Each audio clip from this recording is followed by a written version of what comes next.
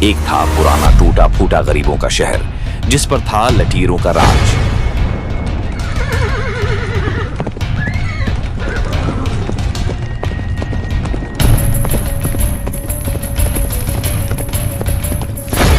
وہیں اسی شہر میں رہتا تھا ایک معصوم لڑکا ہادی، جو تھا بہت بہادر اور سمجھدار۔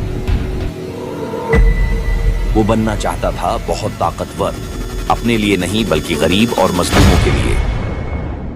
ہادی کا والد عبدالوہاب ہر رات سناتا تھا ہادی کو حضرت خالد بن ولید کی بہادری کے قصے، اور بتاتے تھے کہ حضرت خالد بن ولید واحد ایسے صحابی تھے جن کو اللہ کی تلوار کا لقب دیا گیا، کیونکہ وہ کبھی اپنے فائدے کے لیے نہیں لڑے، جب بھی لڑے اپنے لوگوں کی حفاظت اور اسلام کی سر بلندی کے لیے لڑے۔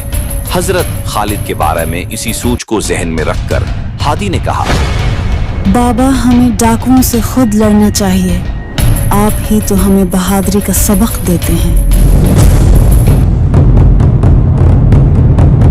ہادی اور عبدالوہاب نے مل کر بنایا پلان اور اپنے ساتھ ملایا وہاں کے کچھ غریب مزدوروں کو۔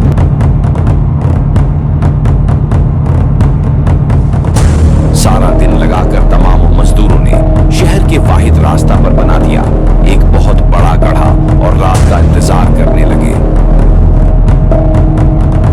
رات کو جب لٹیرے شہر کو لوٹنے آئے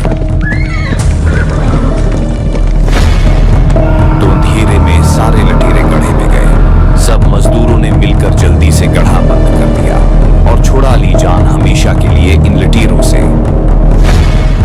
اب عبدالوہاب اور ہادی کی سمجھداری اور حکمت عملی سے شہر والوں کی جان اور مال بچ گئے۔